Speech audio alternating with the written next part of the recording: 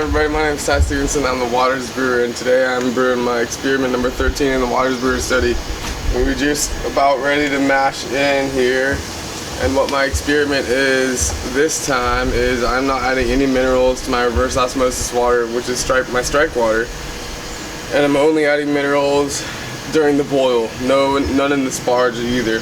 So I'm not expecting it to turn out. I'm just pretty much gonna expect it to turn out like if it was with just RO water with no minerals, because most of the minerals that you add in the water counteract with the malt during the conversion, and that's what a lot of the minerals are used for. So I'm not expecting too much from this, but we'll see.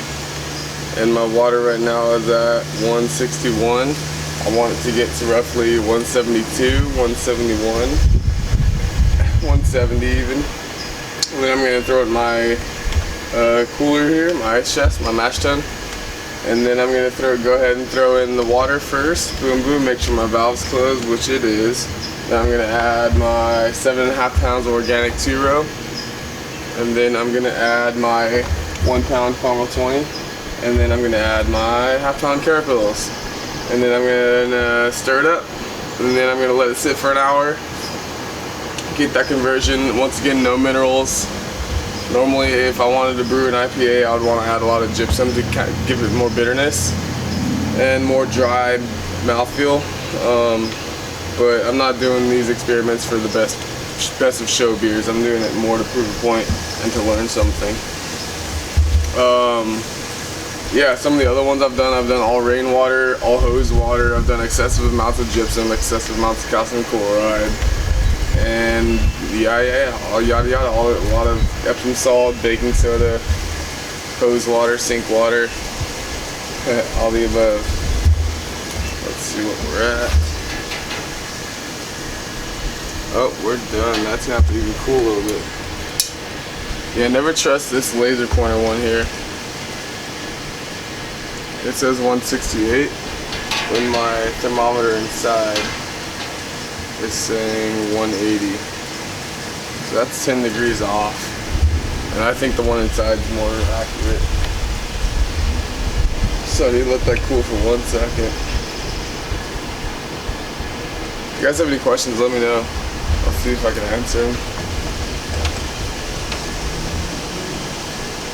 Questions? Nope. Cool. So we're at 178. I'll give it about 2-3 more minutes and then we're pretty good. Might run out of propane. We'll see. I got to heat up my sparge water, then I got to heat up the boil. So I got 2 more times I got to use it. It's feeling pretty low. I'd say we're on our last bit. We'll see. That's all good. Yeah, looks like they crush it every single time. They break apart the husk and they just shatter the freaking grain. I hate that. I need to get a mill.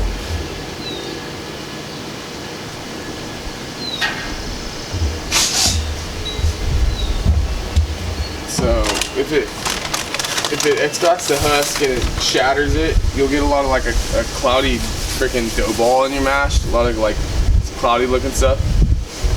And also there's a possibility you could extract some more harsh tannins from that husk.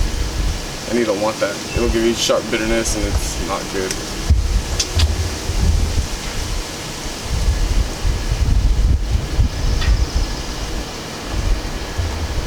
A little bit longer.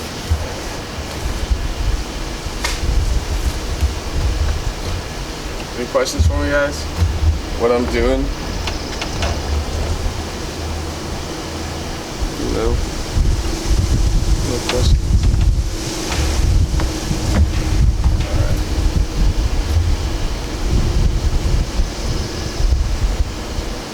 174. A little bit colder.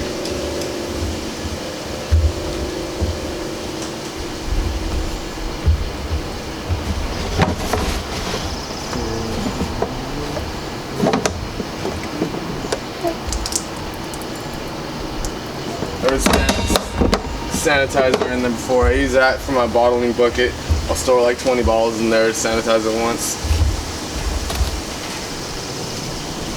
Alright, we're good. Let me set this down over here.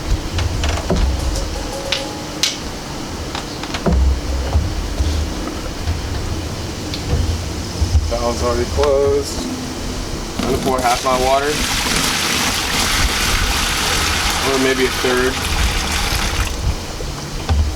Then I'll do half my malt. So I like to do a base malt sandwich, as I call it. I'll do half my base malt, which is I use organic 2-row.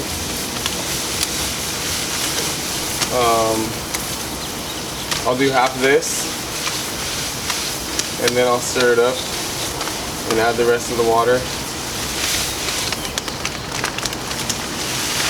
So that was roughly half that. Now I'll stir it up a little bit. And the point of stirring it up, you don't want to get dough balls. If you get dough balls, you'll be losing a lot of sugars because it won't get to the inside of the dough ball. So try not to get dough balls.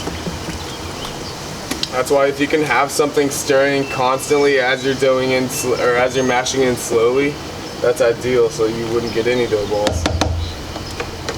Alright, rest of the water.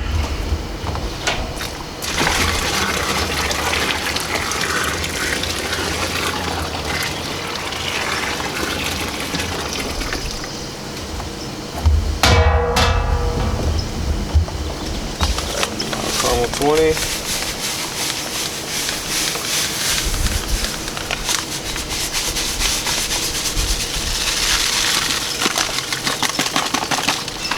Get out of here, B. You don't want none of this sweet water. You don't want none of this, B. Now my carapils. And then I'll finish with the last of my base malt.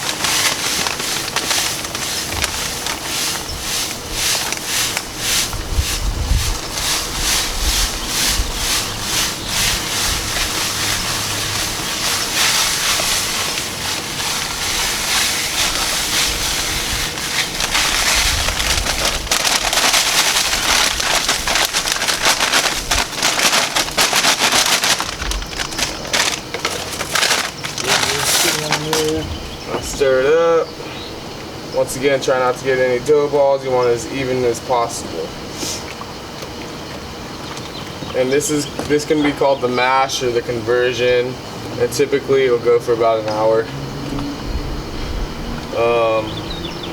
The higher the temperature, I want to say, the sweeter the beer will be in the end.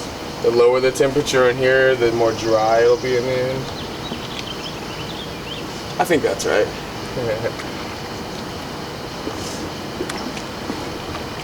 Alright, that's good enough for me. Now I'll get my thermometer, stick it in there.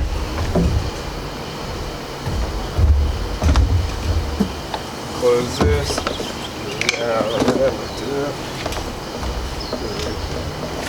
And let me go get some foil real quick.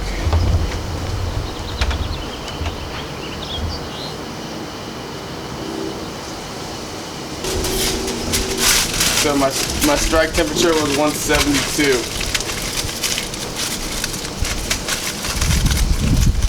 And my mash temperature right there, it said 150, and I bet it'll get up to 152, which is okay. Because I bet I'll lose about 1 or 2 degrees. And so in the end it'll end in 150. So yeah, now I'll let that sit. I'll check it again in a half hour. See what my temperature is at then I'll check it again at 60 minutes when the conversion's done. And then I will pull that plug here, boom, and all the malt will start to run, or all the wort, as it's now called, sweet water basically. It collected all the proteins and fermentable sugars in there, and now it's gonna run out after the conversion. And then you'll collect it. I collect roughly like 5 gallons, 5.5 gallons of sweet water. And then you bring that to boil, and then you add the hops, and then you cool it, and then you add the yeast in a sterilized container with the now wort. You aerate it a little bit with something sanitized, or shake it up. I would recommend more stirring it than shaking it up. And then yeah, then you let it sit for 2 weeks and then you have beer. Well, then you gotta either keg it or bottle it. That's another story. So what's next on my list of things to do is I gotta put some water in here to get ready for the sparge, which what the sparge is I pretty much all I use is the measuring cup and a strainer, and I'll pour the hot water over the strainer to sparge to get the remaining sugars that are left behind when the mash is coming out. And it's also to kill the conversion, because the longer you go on with the conversion, the more chance of harsh tannins you can collect. Yeah, that's about it. So 3 gallons of sparge water for me. I use 3.5 gallons of stripe water in here. And once again, in this experiment I didn't use any minerals in this. This is all reverse osmosis water in here, no minerals. I'm gonna add the minerals during the boil and see what that plays its role in. But yeah, if you want to follow me along, I'll be doing the boil and the end of the mash on my Waters Brewer page. If you're interested, feel free to head over there. But yeah, thanks for tuning in, guys. If you have any questions, feel free to leave a comment and I will definitely get back to you. Yeah, good sparge out, huh? Nice and slow. There we go. Nice and slow.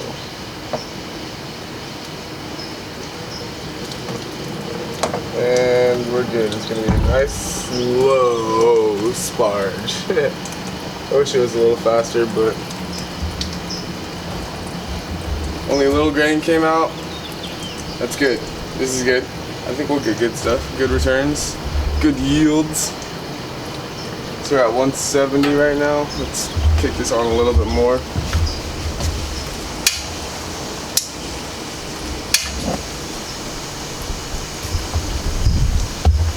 And so at the point you want to start sparging is right before you see the grain bed inside your mash tun. So like right now my water level is going lower and lower, and there's my grain bed, my water level is going lower and lower and lower. And the point right before it starts to hit the very bottom is when you want to start, or the very top of the grain bed is when you want to start sparging with that water, which should be between 170 and 182, 185. I like to do it at like 180, because I know that 180 will kill the conversion, and it's only going to get colder. It's not going to get hotter if I don't add heat. So if I start hotter, I have a better chance of hitting the range because it started higher up. You get what I'm saying?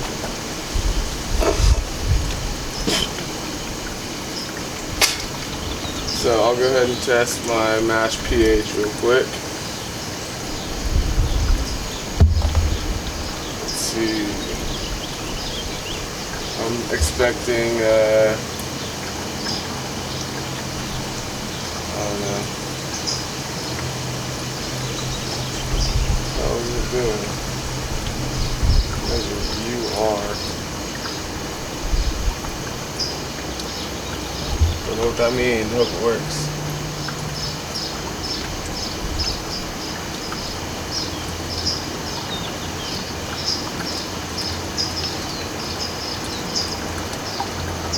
.35. That's perfect. It's perfect.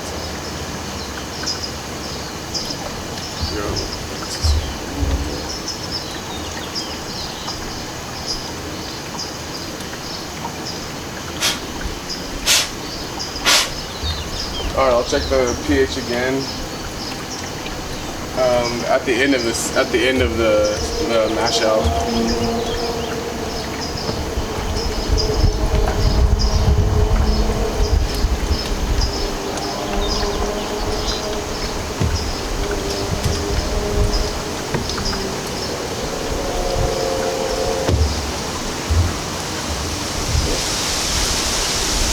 You guys got any questions for me?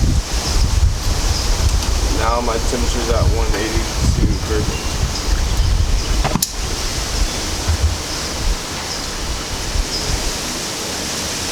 Valve's closed, get that thermometer out of there. Put it here. Questions, what I'm doing? No questions? Cool. Alright. Let's go ahead and start a little bit. Measuring cup, strainer. Try to get this hot water and just run it over the top.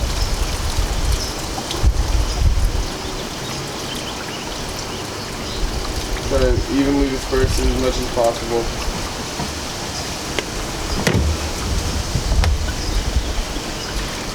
Try not to, you don't want to fluctuate in temperature too much, so like from that heat, try to get it back in this heat and try not to open it too much and release the heat out and all that stuff. The more stable the temperature, the better the beer.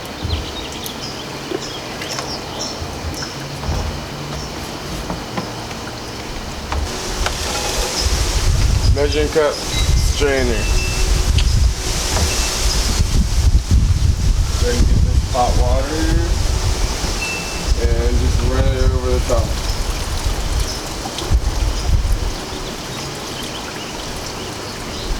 Try to evenly disperse it as much as possible.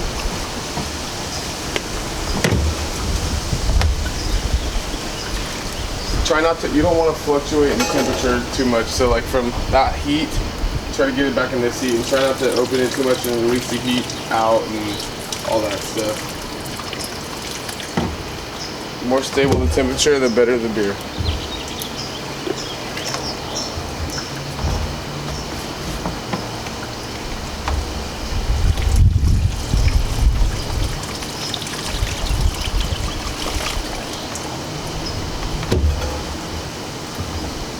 One more and then I'll work a little bit.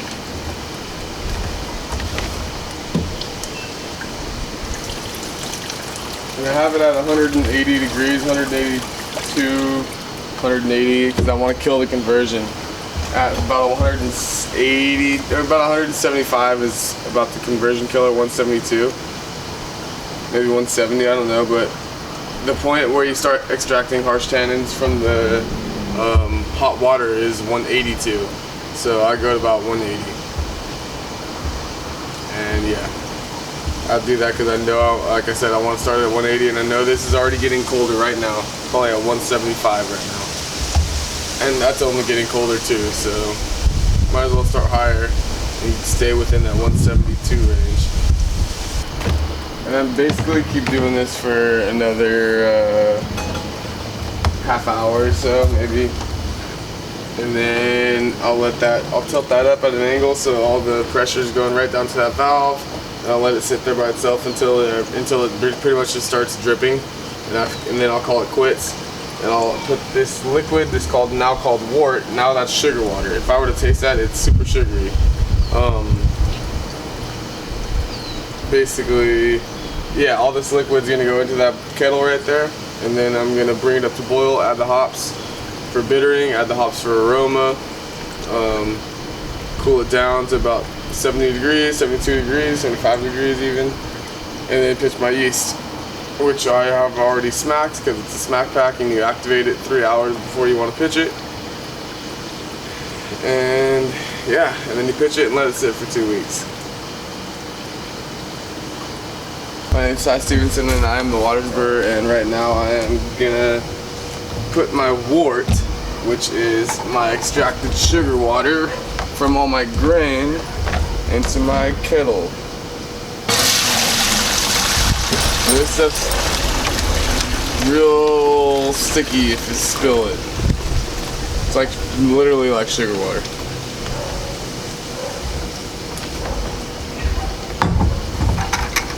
Now I'm gonna bring this to boil, and that'll take about 20-30 minutes. So while we're waiting, I just finished the mash of experiment number 13 for the Waters Brewer study, and for this one I am going to be doing 8 grams of gypsum, 2 grams of calcium chloride, 3 grams of Epsom salt, and 3 grams of baking soda to the boil. I added nothing in the mash, which is mainly what you add it for. So I don't expect much. It might make the beer a little bit more hazy, but I don't expect it to have much flavor impact. So we'll see. We're running pretty low on propane here. Hope it doesn't run out. We got my fermenter already sanitized. It's probably been sanitized too long, actually. I'm drinking a non-carbonated homebrew again for like the 3rd time today. I'm drinking all the little stubby bottles that didn't cap correctly. Yeah. So I'm bringing that to boil. I only yielded like 4.75 gallons. Last time I did about 5.5. It was a super slow runoff. It is what it is. I might have to add a little bit more water to get my OG to what it should be, but I don't think I will. Grimmy's been good all day. That's cool. You guys got any questions for me? What I'm doing? Once it comes to boil, you'll wait for the hot break, and then what the hot break is basically it's a coagulation of all the proteins, point of boiling, and if you're not paying attention to that point, there's a good chance you'll get a boil over and it'll spew down the side, and it'll be a shitty time to clean up. So when you see things start to rumble and the boil starts to go, definitely be near, so that you don't boil over. I gotta clean out that and empty the grain into a bucket to give to a local farmer for some food. That's about it. I gotta go weigh out my minerals and I gotta go weigh out my hops. My hops are Nugget, Chinook, and Cascade. And my yeast is American Ale yeast too. It's Mac Pack by W Yeast, and it's already pretty full, pretty expanded. Yeah, that's about it. Just waiting for this to boil. Adding the hops. We are adding the hops. First opposition. Go. Alright, let me go get my minerals real quick.